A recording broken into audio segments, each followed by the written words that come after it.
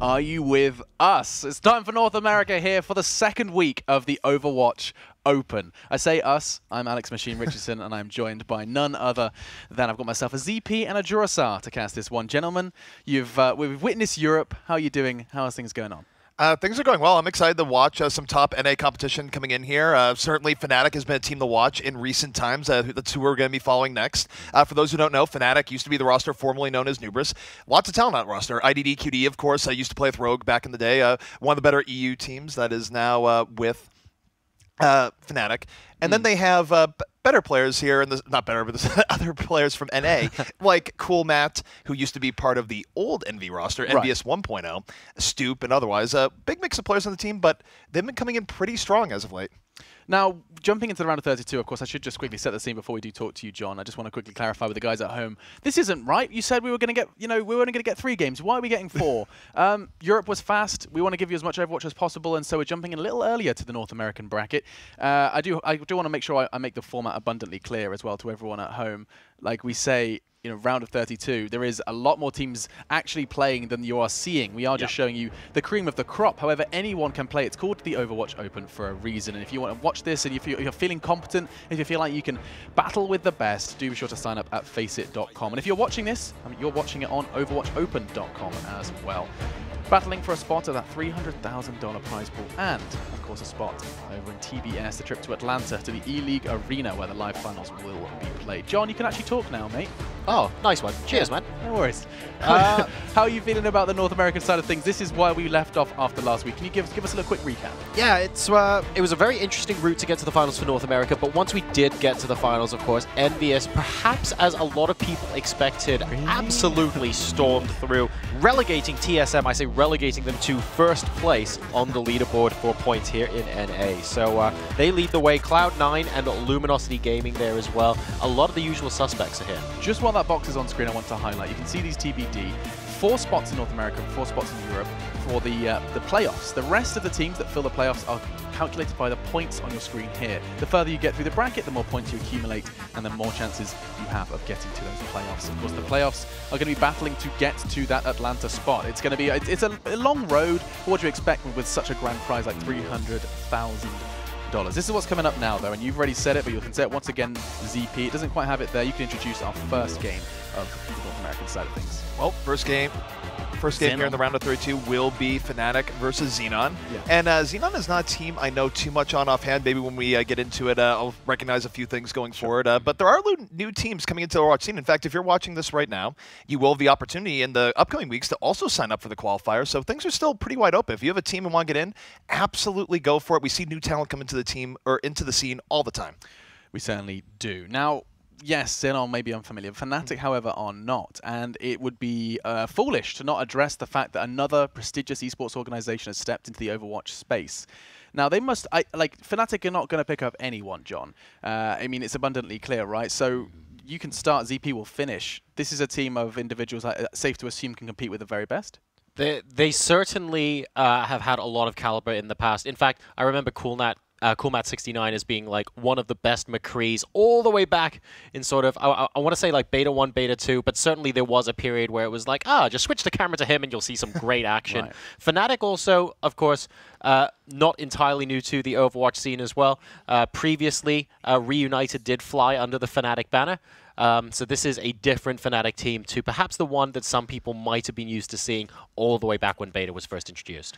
Right, and for those who don't know, the team that is now known as Reunited, they used to be known as FNATIC in the very beginning, sort of a holdover from FNATIC's Battlefield days. But they parted ways pretty early into the scene, and now, of course, you have the new FNATIC team. And you talked about Coolmat for a second. Coolmat is an absolutely great player.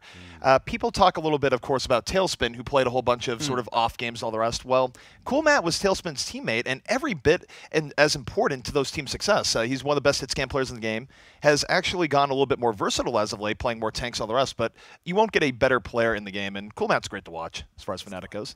So I have the maps through, and I don't think any more curveballs are coming our way in this one, so you can calm down. Just to quickly highlight, what did we have? We had Hanamura in the map pool. We had Temple of Anubis. Yep. We've seen a little bit of everything.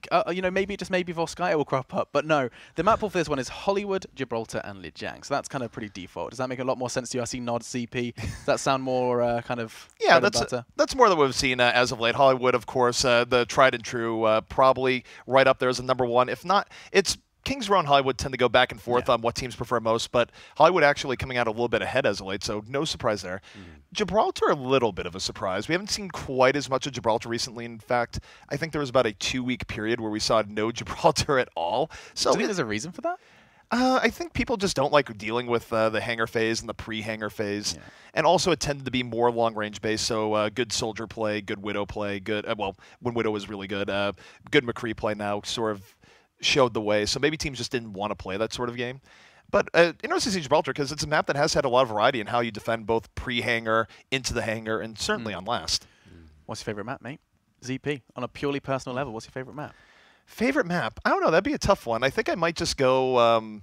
I'll give Hex a shout here and say Dorado. Dorado is fun. There's a lot of cool ways the map can be played, both on first defense, into streets, and last. And hey, it has really good theme music too, so that has to count for something also. The aesthetic is kind of pretty. It just feels like I'm playing in a party almost entirely. What about you, John? Do you have a favorite? What are we thinking here? I just want to kind of address this map pool, and this is a nice way to get us there. I think gameplay-wise, and especially for the music, I'm actually going to agree with ZP. I really enjoy Dorado, but visually, Numbani. Oh, yeah. Okay, yeah. I feel Lucio's about to drop a new. I think it's a concert coming up soon, I believe. Yeah, that's right. I hear it's coming. I've been waiting for a while though. He's still not released it. He's been dropping the beat, but still. And Numbani's actually a guilty pleasure of mine when I've had times where I'm casting and running the camera at the same time. They have all sorts of ads on Numbani. Like there's an ad in the top that's like the legendary organic oil, and throwing it up there, chat loves it. It's funny. There's a lot of cool little details that go into that. Hollywood has a lot of Easter eggs as well. You know, all those movie posters are fantastic. So why is it, do you think, that you mentioned it before, just coming back to that point, Hollywood and Kings Row are the two kind of most popular maps within the pool? Is it just because of the way they're structured? Is there more to it? It's a few things. Is that, first of all, they're maps that teams have been comfortable playing on for a long time. So it's sort of, when you do a scrim set, people do Hollywood and Kings Row right now. And also I think it's just that the maps aren't really tailored to what might be one team's specialty in one way or another. Like Gibraltar definitely tailors more to, say, long-range hit scan. And King of the Hill maps, for example, tailor more than just raw mechanical fighting. It's hard to say what exactly makes it, but I think it's just one of those things where the teams don't really have a reason to dislike them, and they get played a lot, so they're familiar with it when it comes time to actually choose maps in a match. I mean, this happens in every game, right, John? Just favorites are immediately determined, and then, I mean, especially during a new game, it's safe to assume some teams are starting to try and specialize elsewhere. Of the fact that we're seeing Hanamura and, you know, these capture points in the pool already is evidence of that. Do you think there's going to be, like, that's a way in for perhaps an underdog team to start finding an edge? I think it is, but at the same time, a lot of the maps where a team might say, oh, hang on a second, we can try and throw a curveball and do something great here.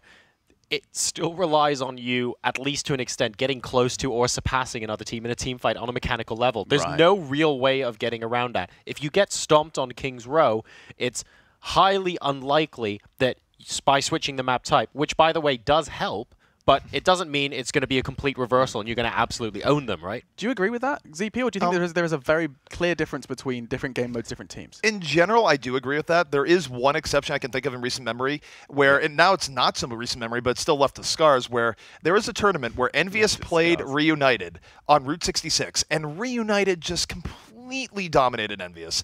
Envious did not have a shot. It's probably the weakest I've seen Envious in a very long time. And ever since that series, if they have had the ability to not play on Route 66, Envious has taken that opportunity. Wow.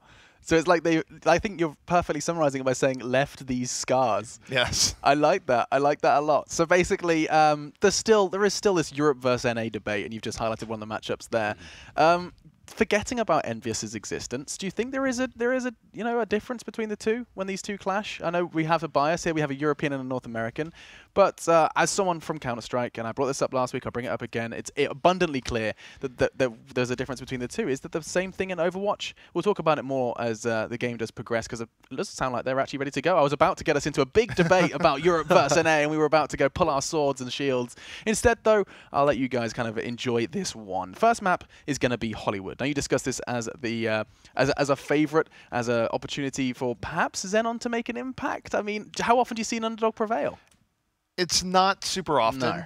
And going into this, I would definitely, just to ground viewers' expectations, I definitely expect FNATIC to come in here very strong. It would be a huge upset if they lost this, but that would also be just exciting viewership or viewing if they did. One thing about Hollywood that's been very interesting as of late is how teams have been playing it in regards to point A defense. Point A defense has been very troublesome for teams, where I'd say probably maybe 80 to 85% of the time, an offense will take it on the first push. So if we get into this and FNATIC is, say, on defense, they hold point A for a full hold, that's very bad news for XENON, because it sort of indicates there might be a big difference between the teams. You heard it from ZP. XENON have to try and get that first point fast. They're going to be diving into this one. It's another best of 3. This is actually just the round of 32 here for the North American Overwatch Open. It's Jurasar and ZP to guide you through. Thank you very much, Machine. And as we pop on to Hollywood, I think you mentioned a really good point there, ZP. Hollywood and Kings Row, perhaps the map that everybody scrims the most right now. So if you are the underdog in one of these maps, you have to beat the established team at the map that they basically practice the most on. So if an upset does occur here, it's big and it's huge publicity for XENON. Yeah, for XENON, I think the pressure is off to some extent, just given what they're up against. But taking a look here at the XENON defense, it's going to be Mui Mafi on the Lucio, Zen on the Reaper, Hobbs on McCree, Wild on the Zenyatta, Elbow Grease on Reinhardt, and Rage going to be on the Roadhog. And FNATIC right now is going in super quick. Buds on the offensive Widowmaker, almost gets a pick on the Zen, only gets a body shot. Yeah, he's looking for that pick up very early on. Oh, manages to get a sweet headshot off onto Hobbs, takes him clean out. And all of a sudden, that's going to be 6v5. Are we going to see more from him here? Zen coming in from behind, and basically everyone on the FNATIC team now scattered very momentarily. They're now all the way back behind the Reinhardt. Bud's now still charging ultimates. 3 kills in a row, 2 from IDDQD, and this is looking exactly as you predicted, ZP. First push, very clean. Yeah, and I mean, you expect this from most teams right now in point A, just because of how hard it is to defend, but IDDQD had phenomenal cleanup moving in there, and Bud's really set the way. Getting that early pick is a very big deal, and FNATIC now, they're looking to try and get positioning here on the Streets phase. I'll note, by the way, that Coolmat is on the Roadhog. You don't see as much of Roadhog in this meta. I actually feel like he's a little bit underplayed. He has trouble against Zen because of Discord Orb, but Coolmat's very good about using his positioning to not get caught in bad situations and still find pickoffs. And sort of while we were on the subject of maps earlier on, as the teams get settled in here, ZP, we sort of went through phases where different maps were like the go-to maps. You had Watchpoint Gibraltar long time ago, then you had Kings Row, then it kind of went to Dorado. Now we've got Hollywood entering in there. What sort of factors? Is it purely meta based on what heroes you're playing? It's part meta in regards to what map you want to go to, and it's also just, again, part of what's popular at the time where you practice. Oh my goodness, Buds taking out Hobbs once more. And this is big. Buds, this is the second time Buds has got a big pick on the Hobbs. He stops the enemy McCree from really dealing long-range poke, and it opens up FNATIC to be much more aggressive as a result, anytime you get that early McCree pick. I'm really enjoying the text that flashes on screen. Eliminated Rage. It's like you've been cured. All is well, but Elbow Grease is going to go down. And Muima Fish, I believe, also gets taken down as well. It's a little bit of staggered the way XENON are falling here, and it just makes it a little bit more awkward when trying to hold this off. Yeah, for XENON, I mean, they haven't really been able to reestablish since losing point A. It started out with Buds getting that pick on the Hobbs back at point A and really just gone on from there. FNATIC absolutely in the driver's seat, getting everything they want. We see FNATIC right now moving forward with that McCree. Oh my goodness, Coolmat down to 35 HP and still living. Deadeye from IDDQD in the back. And this is really aggressive coming from FNATIC, especially given that they have to keep people back at the payload to keep things moving. And once it actually goes through the door to the end of this as well, Stoop is going to have Earth Shatter available, so they can explode out into the open and potentially get 2 or 3 picks. They'll be watching for that. But FNATIC have comfortably the lead in terms of ultimate right now. Cussa and Bonnefield both just waiting in the wings for the opportunity to burst forward and go for a team wipe. Wouldn't be surprised if they just wanted to do that and end the game right here. Well, if this goes well for FNATIC, they could very well end the game right here. They do have Sound Barrier at the ready. That's going to have to be countered by Mui's Sound Barrier if he gets enough time, which it looks like he will. But FNATIC right now has no reason to stop. Stoop looking for their share opportunity. No, they knew the Sound Barrier was coming and they just back out. This is a brilliant disengage coming from FNATIC right now, because now they can come back with their Sound Barrier of their own and not have to worry about Mui dropping the beat. And how difficult is that to do as well? Because you're in such an aggressive position, you know you're like likely to go and finish, and all of a sudden, just knowing to back off like that is excellent. They come back with a vengeance. Zen here trying to do a little bit of chopping, managing to pick off IDDQD, but unfortunately the rest of his team are getting wiped while he's doing that. Yeah, unfortunately he went Dragon Blade in the Sound Barrier, which is always a rough go. Coolmat able to get that hook to take him out. This is absolutely in FNATIC's favor. 3 extra picks. I don't think XENON is going to be able to get back here in time to recap it. No, they won't. And that's going to be a time of 4:40 being set right now, which by Hollywood standards is lightning fast. Yeah, very, very quick indeed. XENON here, they don't just have a hill to climb, it's a pretty big looking mountain right now. I mean, getting past the first point will be great. You said 85–90% of teams really struggling on defense on the first point. Do we see XENON getting past the first point in FNATIC here and at least making the push possible?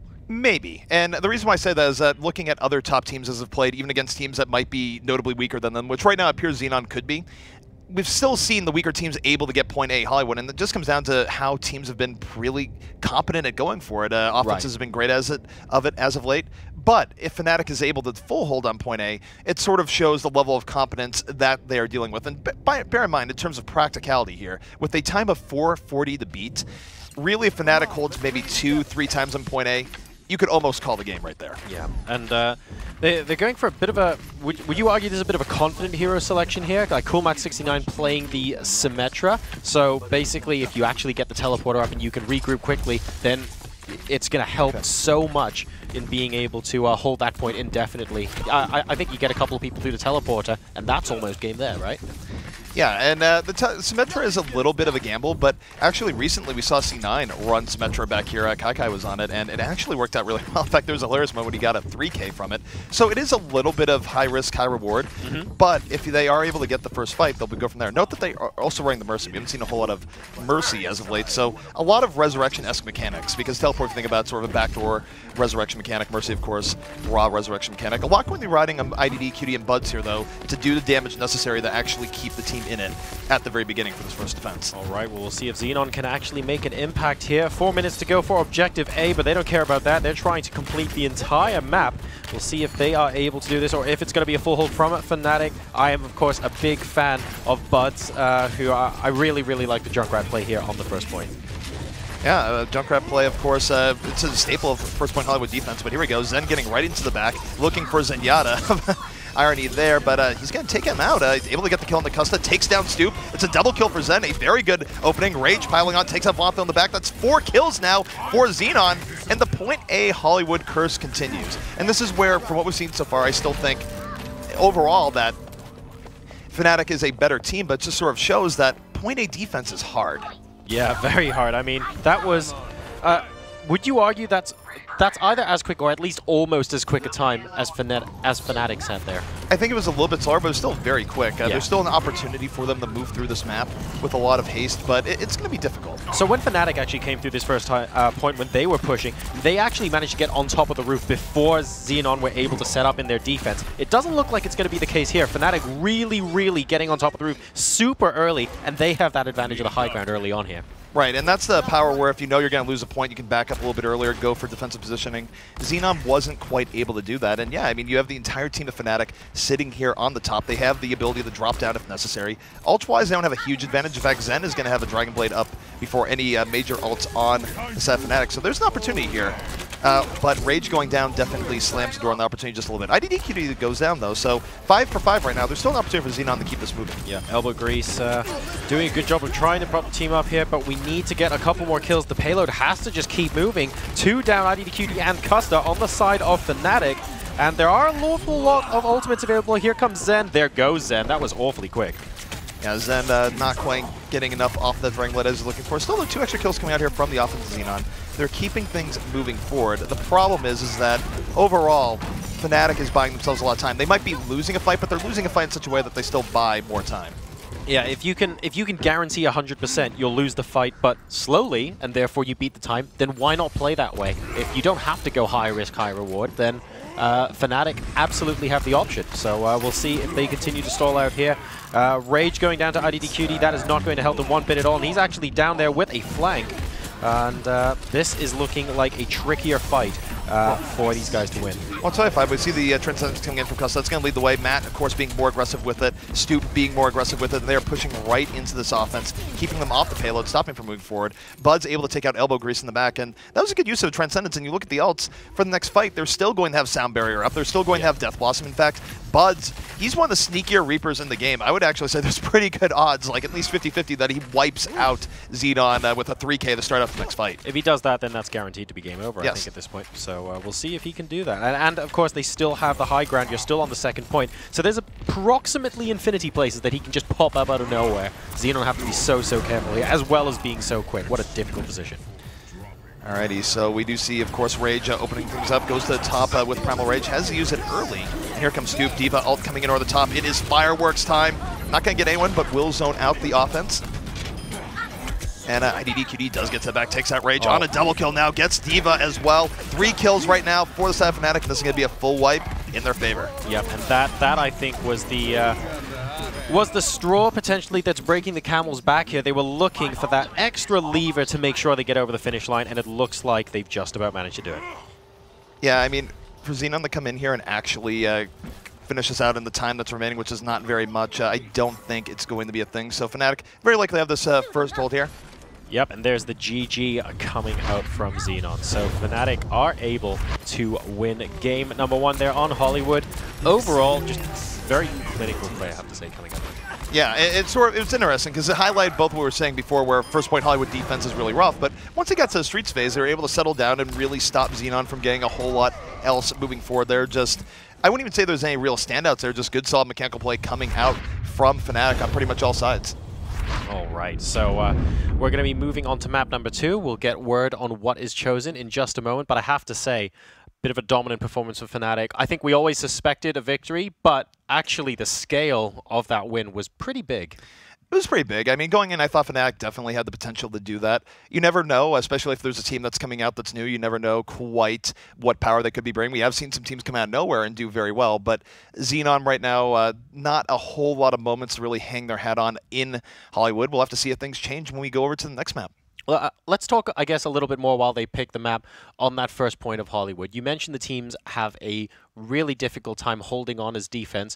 Obviously, part of that is that offense can actually, trickle in after a death much faster. But what's the reason, or what are the reasons why, just in a regular 6v6 team fight, they can be over so quickly that you're not even talking about respawns? What is it about the offense there that seems to be so effective? Well, first of all, of course, you compare it to the previous patch, of course, so you don't have Mercy Res to really clutch on where you could get in the first fight to begin with. And I think it's just also D.Va coming out allows you to really dive on the back line in a much more effective way than you were able to do back when teams didn't want to run D.Va there. Usually teams, of course, would have really good positioning on the cafe a little bit further back. But generally speaking, it's harder, especially, and I think Zen hurts a little bit too, where Zen, if you mark a target, get it down quickly, it can be difficult to recover as a defense. I think there's multiple factors really going into it, and also just the fact that I don't know if teams have really adapted to playing defense in this meta, because if you look at Hollywood defense, I think some of the best teams have done is actually being more aggro and rushing the other team earlier on to give themselves a little bit of an ult lead and maybe some time to get vital defensive ults up, which will let them hold for push 2 or 3. Sure. Well, Anox play almost exclusively in that kind of style, and unfortunately we didn't get to see them go through this week, but they are pretty famous for just absolutely going